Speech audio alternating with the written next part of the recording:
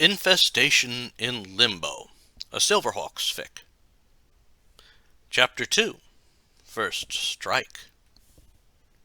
Once they had arrived back at Hawkhaven, both Commander Stargazer and Lieutenant Quicksilver approached their leads from separate directions. Quicksilver was reading over the file Bright Light had given him, certain of its accuracy. Sometimes Quicksilver had almost a sixth sense when it came to others, since as he was walking towards the elevator, he almost absently waved at the dark-skinned Silverhawk passing him. "Patrolling with Moonstriker today, Hotwing?" As he paused, he saw the newest member of the team come walking over. While Moonstriker had a similar skin tone to his, Quicksilver had to marvel at the new recruit's aquamarine color. This was due to the self-propulsion unit, or belt, the newest Silverhawk had. He was the first of all of them who didn't need a vehicle to fly. As it was, everyone took it in stride, especially since Moonstriker never made a big deal of it. He tended to think his marksmanship was his better quality, but he didn't always bring that up. Hotwing nodded and said, "You got it, Quicksilver. Remember that there is that armored vehicle heading to Dolar today. It's almost an odds-on shot that the mob is going to try something. Had the idea to give them the multiple vehicle illusion while Moonstriker distracts them." Quicksilver had to admit that sounded like a good plan. A better one would be to prevent the mob from even having a shot in the first place. Moonstriker chose that moment to add his comment on the plan. While he was still the rookie on the team, he did have some good points. "From the report we got, we should get out to its location in about an hour. Tallyhawk nor any of the other birds sent in any news that the mob had mobilized. I'm just hoping we didn't miss anything, waiting for you to get back with the Sprinthawk." Quicksilver let that comment slide, knowing that they were limited on vehicles. Only Stargazer, Condor, and the Copper Kid had their own vehicles, which meant with 5 out in the Mirage, someone had to alternate using the Sprinthawk. He nodded and then said, "Just keep your comms open. The mob appears to be up to something new, and there will be a full briefing once we have our facts together." That comment got a nod from both, and he got into the lift. As the doors closed, Quicksilver saw the two depart to escort the armored vehicle. He then returned his attention to the file, wondering why the mob was getting into both drugs and trafficking. During this time, Commander Stargazer had run to his office and began going through the hard copies of all the cases regarding the mob. He had been part of an old school of thinking when it came to criminal records. While most enjoyed the space saved by keeping all files digital, Stargazer knew that unless one had perfect security, the records could be tampered with. Having a paper copy was the only way to make sure that a file remained genuine. To that end, the commander kept records on every bust he made since coming to Limbo. He had arrived during one of the worst gang wars in Limbo's history. During that time, he had received many tip-offs on the various mob kingpins and members. Eventually, it had been Monstar who was the final kingpin, and it took Stargazer a few years to finally catch him. During that time, Stargazer had figured out that while the mob boss was dangerous in his own way, he had more scruples than others. There were others who would have plagued Limbo with drugs and other activities. Monstar didn't go for that, and given the one person in his mob, he never would have. He was certain that what they found was worse than what they were thinking. He was certain a new faction was in Limbo. After going through the top drawers, he knelt down and opened the bottom drawer. He inwardly cursed himself for not thinking to look there in the first place. Sure enough, He found all the files on the original mob members at the time. Most of them were long gone now, with the occasional one still being alive in the penal planet, under maximum security. It didn't take him long to find the file there he was looking for. He pulled it out and read it over it, making sure he had remembered everything correctly. Sure enough, he had. When this one joined the mob, they were Monstar's first recruit. The then fledgling force in the mob had seen potential and made sure the opportunity wasn't wasted. Of course, he'd need to get the rest read in on this information. He went over to his desk, sat down to start truly refreshing himself on the information, and then turned on his loudspeaker system. Once he did that, he said, "Quicksilver, once the Hawks are back, tell them there is a high-priority briefing in my office, where we are even including Brigadier Brightlight in on it." He shut off the speaker, and then started reading over the file, absent-mindedly picking up and tapping a pencil on his desk. Several planets away, on the hellish-colored planet known as Brimstar, Hardware touched down on the landing pad of the mob's base of operation. He had arrived to see his fellow mob members, Warhammer and Buzzsaw, getting into the Roadstar.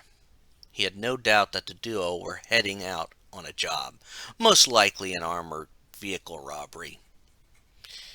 He didn't pause to ask them, and made his way to Monstar's power chamber. The leader of the mob conducted all meetings from his throne-like chair in the center of his transformation chamber. Hardware would sometimes wonder about the platform, but erred on the side of safety rather than ask about it. As he arrived at the room, he saw Monstar standing near the console with the snake-like Yes Man watching a video feed of an armored vehicle, most likely heading to Dalar. While he knew the Planet Master would want to observe this, Hardware knew his news would require Monstar's attention. He ran forward and said, "Monstar, you need to hear what happened on Bed Llama." Monstar turned to face Hardware, recognizing both the voice and the urgency in it. While his weapons expert knew better to interrupt his monitoring a job, he knew the troll would not do so without good reason. "What happened on Bed Llama, Hardware? My spy resources are busy with other things." He watched Hardware as he appeared to catch his breath. Finally, his weapons expert spoke. "Brigadier Brightlight called in the Silverhawks after finding a brothel." That was a statement he hadn't expected to hear. Without missing a beat, he grabbed Hardware and lifted him to eye level. He took note of the stunned look on his weapons expert's face as he requested clarification on what he was just told. "They found a what, Hardware?" He did not allow those places in Limbo. He had even forbid Poker Face from offering those types of services at the Starship Casino. He was taken back when Hardware repeated the fact. "A brothel, Planet Master. It was full of women and some sort of crystalline drug." He dropped Hardware right then. Monstar started to pace in the room, forgetting about the upcoming attack Windhammer and Buzzsaw were going to launch on the armored vehicle. As he did, he heard Yes Man slithering up beside him. "Boss, didn't you order that there are to be no brothels in Limbo? You always said they lead to the downfall of mobs." He nodded, recalling his early days when he rose to power in Limbo. While he would never openly say it, Yes Man was usually very accurate in the information he recalled. He just lacked the nerve to act on his information. He had no doubt Yes Man's uncle, the noted former crime boss known as the Rattler, had some part in that. To his shock, he heard Hardware say another disturbing statement. "Well, there is, and Brigadier Brightlight and the Silverhawks think you're running it." He turned and almost struck Hardware, but then his weapons master amended his statement. "Well, not all the Silverhawks. Seems Stargazer has his doubts about that." Monstar relaxed his arm. That bit was a small consolation. He sighed and then said to Hardware, "Stargazer is smart. He's been in limbo since the Great Mob War.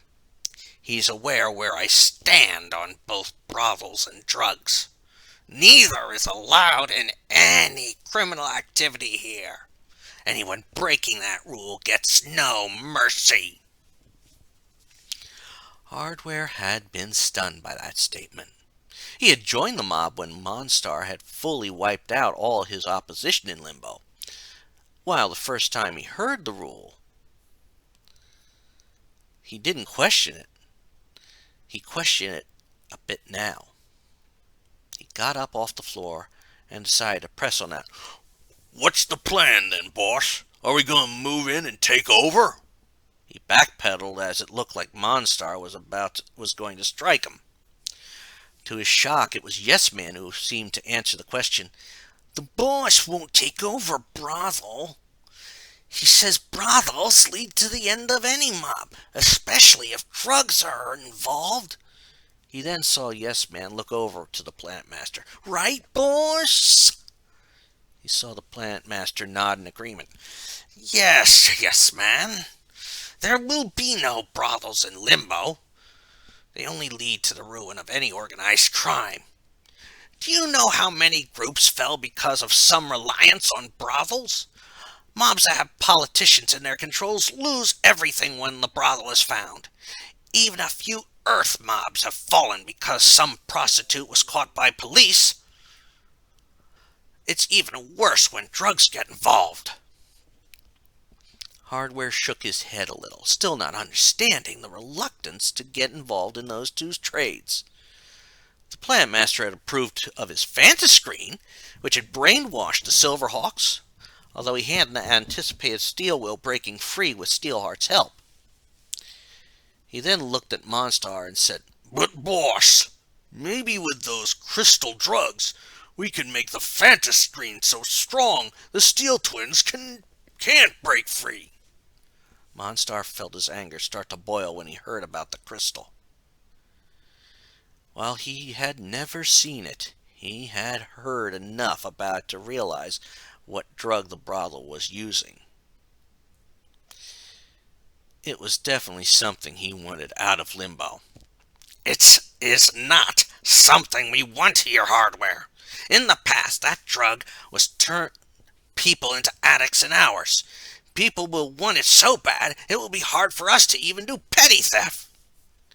Then caught sight of who had entered the room, and if they heard this conversation, he was sure Hardware would end up blasted. "It warps anyone it touches, and very few can even beat that."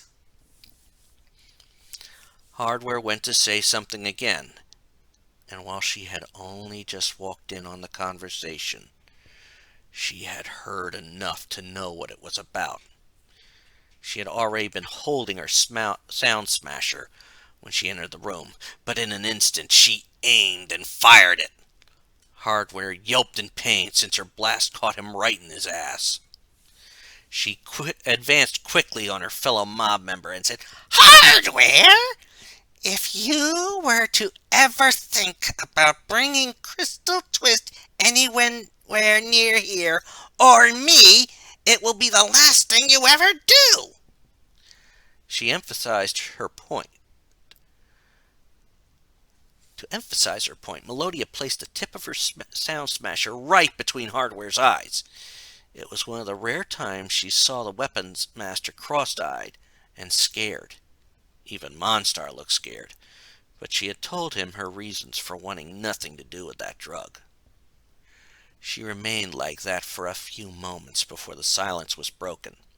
It was Monstar, and he spoke in one of the softest voices she had heard in a long time. It was the same voice he used when he had first recruited her for the mob. "Melodia, someone has opened a brothel on Bedlama, and they have it there." At that instant, she knew what was going on. There was only one individual, one person who could be behind this, at least in her mind. She let out a primal scream and ripped off her glasses, revealing for the briefest of instants a rare glimpse at her eyes. It was a sign to all those in the room that something was truly wrong. Elsewhere, in Limbo Galaxy, an armored vehicle was making its way to the bank planet Dolar.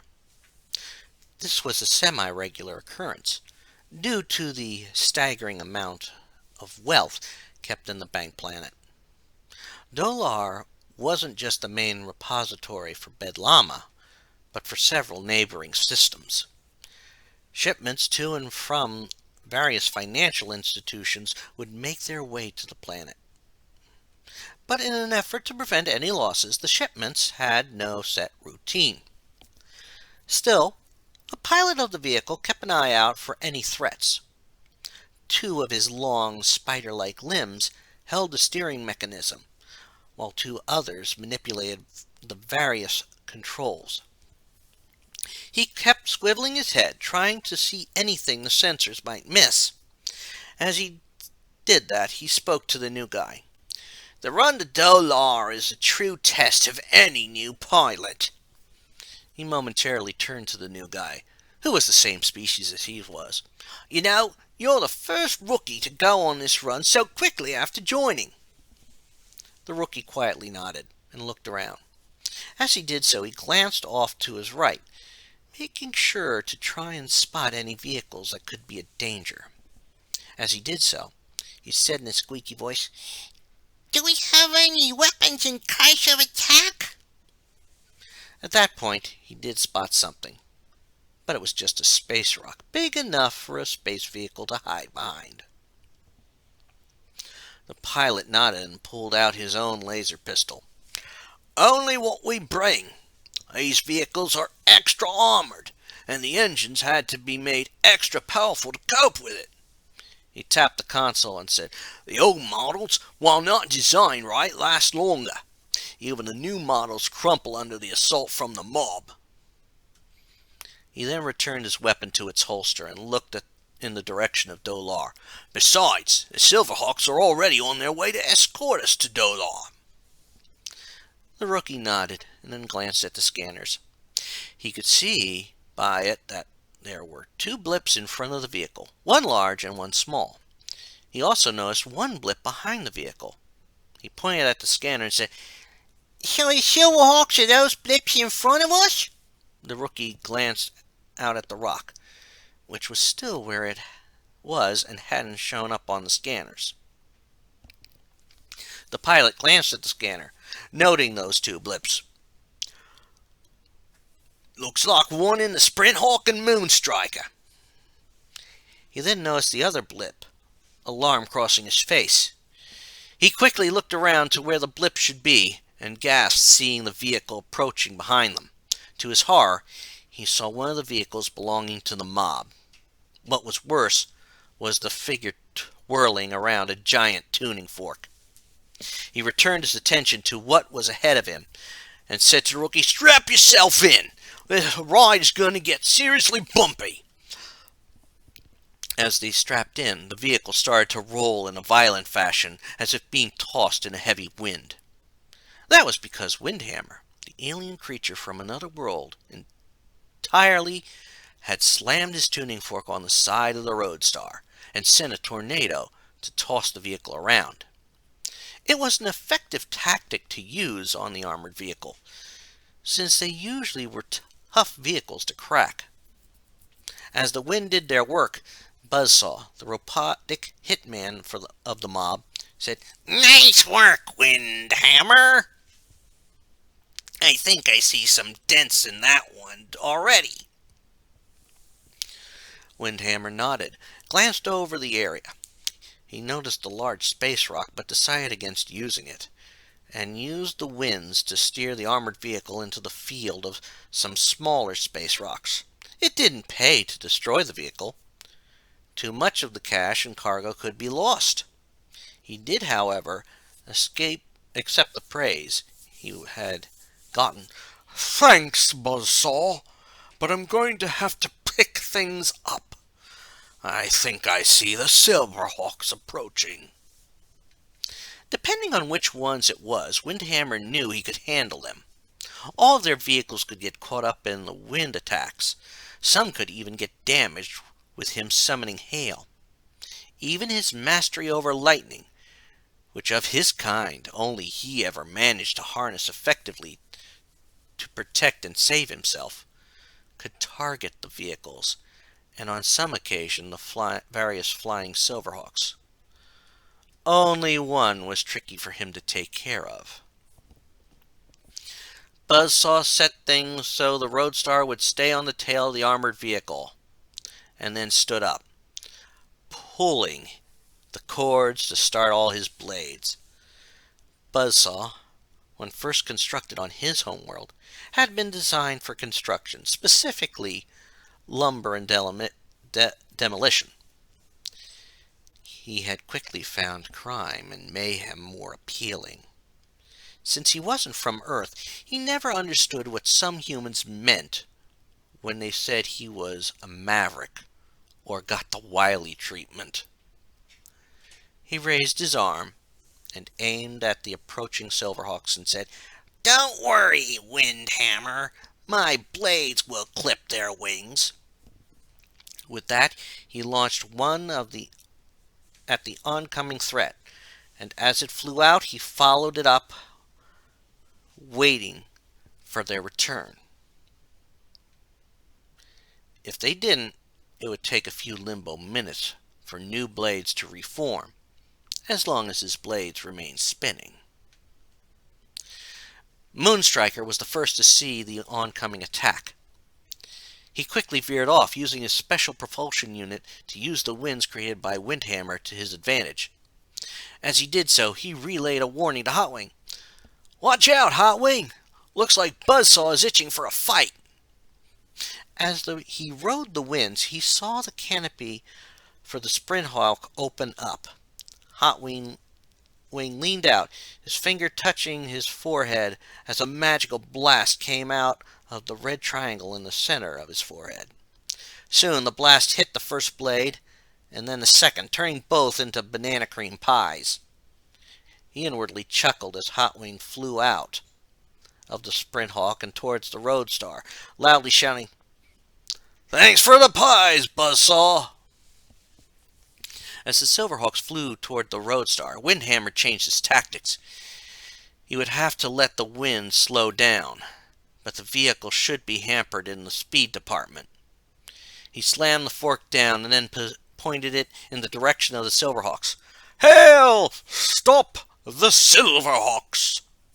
As hail flew at the Silverhawks, Moonstriker moved expertly and even blasted various hailstones away from them. Hotwing created a magical shield to deflect them away. Buzzsaw, in response, pulled his shoulder blades out and tried to hurl them at the Silverhawks. He then pulled out his own laser pistol and started firing on them. As the firefight happened, the armored vehicle started to stabilize, making its getaway as the Silverhawks fought. As they flew and kept an eye on the firefight, no one noticed the new vehicle coming out from behind the large space rock. Behind the controls of the vehicle was Rhino, and Bandit, as well as one other member of the Infestation, was ready to strike. Their vehicle went right after the armor vehicle. In a few moments, as the firefight continued, they had reached the vehicle. Bandit had jumped onto the roof and managed to reach the door on the pilot's side. He blasted it, surprising the pilot before he could get it to his gun. The pilot tried to dislodge Bandit, but to his surprise, he heard the release on his harness go, and he felt himself pushed out of the vehicle. This move caused him to scream in shock and it didn't go unnoticed. The first to notice it was Buzzsaw, who was at that moment ducking Hotwing's blast and saw the attack happen. He shouted, "Someone's muscling in on our action!" It was a statement that caused the whole firefight to stop. Everyone turned to look in the direction of the armored vehicle. At that time, the pilot was falling out into space. The other group was already emptying the back of the vehicle. The reaction was as expected. Hotwing and Moonstriker jet off after the pilot as he fell through space. Ironically, Windhammer and Buzzsaw went after the other craft. While both were fighting before, they wanted to stop this new threat, albeit for different reasons. It was Hotwing who used his magical powers to slow the pilot's fall, casting a magical beam out to hold him in a magical shell. As he did so, he shouted, "Moonstriker, help me get him up to the Sprinthawk." Hotwing knew they needed to both help defend the armored vehicle, since there had to be another person in it. Moonstriker had grabbed the pilot and started to do just that. Unfortunately, he was unaware of the one man in the other vehicle. As the Silverhawks were rescuing the pilot, the infestation was successfully fending off Windhammer and Buzzsaw. A well-placed shot from Rhino had disarmed Buzzsaw, while the other man had fired a shot to hinder the Roadster. This member of the infestation, known only as Crackshot, had an uncanny knack, or luck, for finding the best possible shot for what he wanted. Right now, his orders had been to hinder the mob, and to make sure the pilot didn't make it. The one mob member had already disarmed himself, and the other one had unconventional weapons. Crackshot looked at his next target and said, "Be ready to run. We will need to activate the bombs, and make sure our plant is with us. He needs to be the only survivor." He then took aim at the pistol, or aim at the pilot, or better yet, just above the pilot. He had to take into account how fast the Silverhawks were moving. The goal was to shoot him before they could get him to their vehicle. Windhammer, at this time, was preparing to do a lightning strike. As he started swinging his tuning fork, he said, "Buzzsaw, start using the Roadstar's guns. If we don't damage their vehicle, they will get away with all the money we were going to steal." He then noticed that the co-pilot of the armored vehicle was leaping into the unknown group's vehicle, as well as a figure he did recognize. "And when did Space Bandit get more people in his group? He knows better than to muscle in on Monstar's business." Windhammer struck his tuning fork then, and lightning came out of nowhere and struck the tuning fork, and then went in the direction of the armored vehicle. Unfortunately, it hit the armored vehicle just after Space Bandit and the unknown vehicle left. It also coincided with Crackshot's shot, which struck the pilot just as he would have been put in the Sprinthawk. Both Silverhawks could tell that the pilot was dead. At that exact moment, the unknown vehicle sped away. The whole scene had both the Silverhawks and the mob dumbstruck.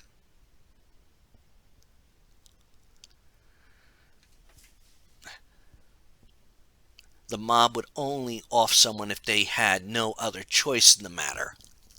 Yes, they deep space someone, but there was always the understanding that someone might rescue them, even if the chances were slim. Besides, a death might lead to an entire change in operations. This moment of being dumbstruck, however, almost put all their lives at risk. In that moment, a bomb that had been placed in the armored vehicle started to go off. It was a little earlier than expected, due to the lightning strike Windhammer used. The vehicle was blown apart, sending shrapnel in all directions. Hotwing again cast a magical shield protecting himself and Moonstriker and the Sprinthawk. Luckily, Only one piece of shrapnel got through, and it only caused minor damage to one of the Sprinthawk's lasers. As the rest of the shrapnel rebounded off the shield, Hotwing made a serious observation. Moonstriker, I think we may be facing some sort of gang war, or the start of it. The younger Silverhawk nodded.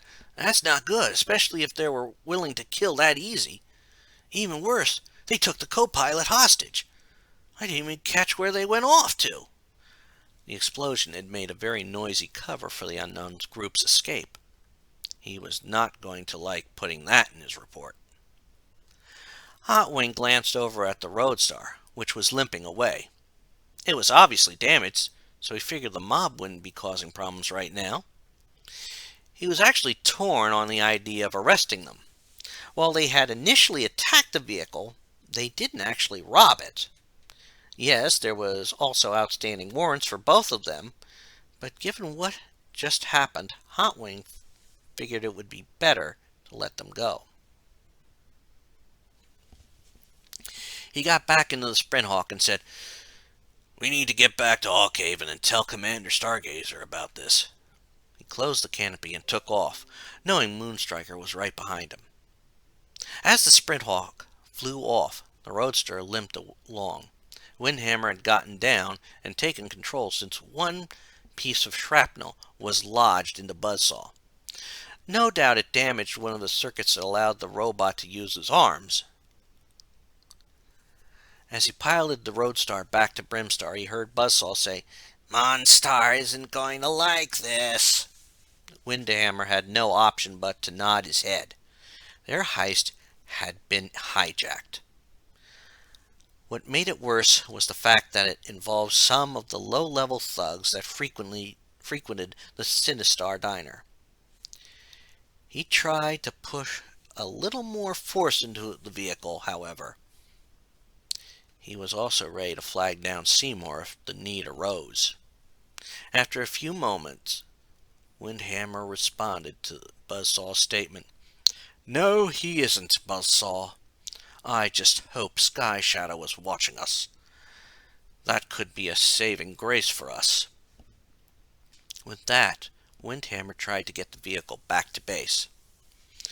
As they did slowly cruise through space, Buzzsaw managed to say one bit of good news.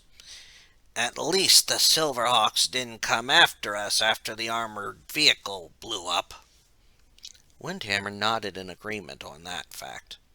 Still, he had a feeling that the Silverhawks may have deemed what happened something to report on first, since there was now a new threat in Limbo.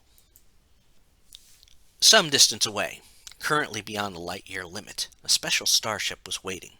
Similar in function to the Starship Casino, this starship also served as the base of operations for the infestation.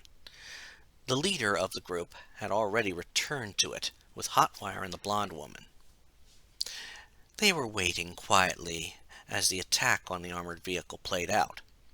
Thanks to special cameras and such in the vehicle he sent them in, as he had expected, the plan went off without too much of a hitch. Once it was done, the leader turned to the others there.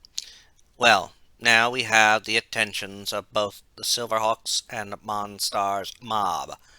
No one should be aware of the various agents we've been installing.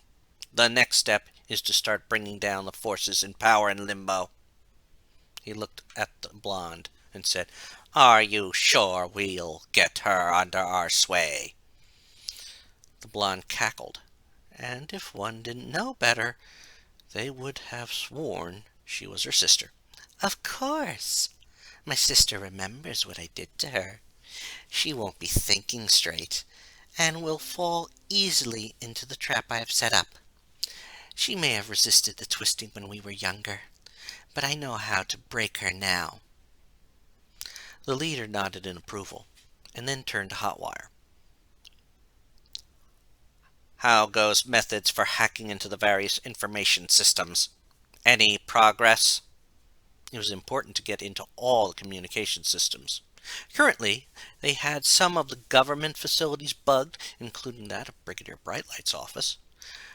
Knowing what the authorities knew was always in their favor, as well as being able to get rid of all information that was held on any of them. He saw Hotwire smile at that. "We don't have access to Hawk Haven, but it will happen soon. Stargazer will no doubt keep Brightlight up to date on his findings. All it will take is one conference call, and we will have Hawk Haven bugged. I can even alter all their records on anything." Hotwire laughed at that, but the leader held up his hand, causing the laughter to cease. The leader got up and walked over to a door in his command room. As he did so, he said, "I have no doubt that Stargazer is old enough to remember a good deal of the old ways. He will make sure he has hard copies of everything. We are going to have to rely on misinformation. In fact, I'm sure he will realize that the infestation has reached Limbo, and will seek out those who know how to handle them." As he activated a light inside the door, he heard the blonde say, "Which means they will seek out the private investigator." He nodded, and that made the blonde laugh some more. The move was exactly what they hoped would happen. However, the laughter ended when the blonde said, "But doesn't that mean they will seek out that old fool Rattler? He's one of the few crime lords we didn't eliminate." The leader nodded and then said, "Yes, they will no doubt seek information from him. With him in Penal Planet 10, they will have easy access to him. They don't know, however, that I had at least one person in place at the Penal Planet. When they go to seek him out, he will end up silenced, defanged, and having shed his skin very early." Again, laughter rang out, and the infestation started work on the next phase of their plan for Limbo Galaxy.